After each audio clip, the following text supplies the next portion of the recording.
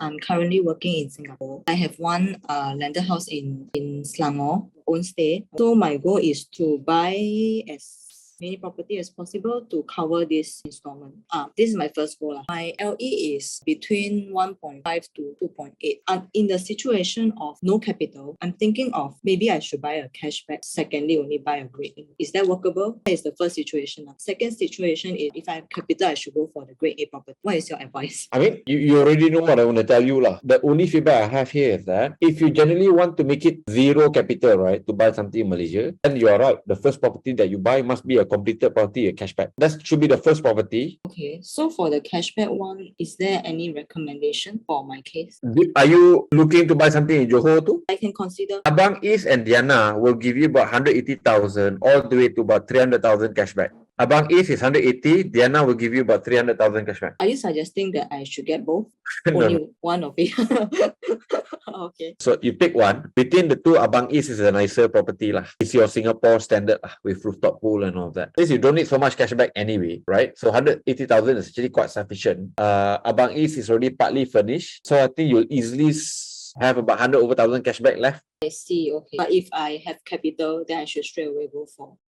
You use 90% quota, so yeah. The third property, these two combined comfortably will give you about 3,000 to 4,000 per month cash flow. Okay, understand. Faizul, one more question. My second goal, assuming I get these two properties, do you think, after 5 years, if I sell any of them, because my second goal is I wanted to collect capital for down payment property in Singapore. So which one is, do you think has more potential to sell off to get the down payment? So here's the thing, right? The direct answer to that is Soya. Soya is a sure thing lah. Is a sure bet horse lah, basically. Okay. They not gonna give you the capital gain you need lah. Gonna be under 100,000 kind of thing. I think in the next 5 years. So it's not meaningful. It's there, but it's not meaningful. The black horse, the surprise horse, is actually Abang Is. Oh, okay. Abang Is can get the capital gain after 5 years. So it depends on many factors. Because I predict 10 years from now, there will be hundreds of thousands, if not millions of Singaporeans looking to retire in Johor. At that point of time, everything will be compared relatively to Singapore. So anything that you buy, for example, which I think will be the Singapore village, at that point of time, will have massive capital gain. How much? I don't know. Again, you are today buying at a 450 ringgit per square foot. And if you were to sell something, double that is still less than 300 Sing dollar lah, darling. So you know what I mean, right? So it's just too cheap.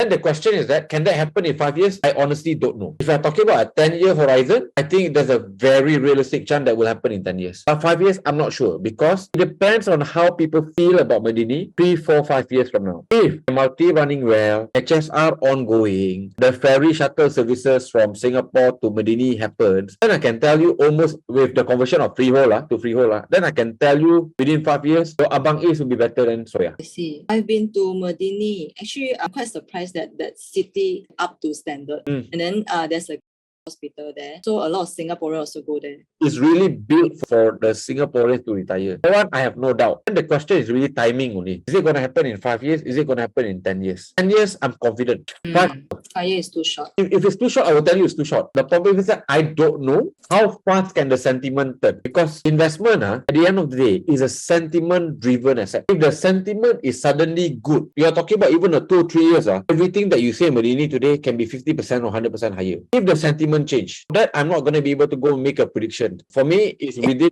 calculation. The question is only timing. That one I don't know. Will it happen? I'm very confident it will happen. I'm inclined to suggest you Abang Is. Because if that were to happen in the next 5 years, your gain will be better than Soya. And Soya is the best thing in the country today. And I'm telling you, if that were to happen, a lot of things in Medini will beat Soya. Just like that. So your job as a Malaysian in Singapore is to represent and say nice things about Medini. Really? Because if everyone keep on saying, Malaysian also say like this, who am I to go and doubt another Malaysian? That's the reality. So sentiment is a very funny thing. Right? A lot of people believe it, then suddenly becomes real. I can tell you it's because a lot of Singaporeans choose to go.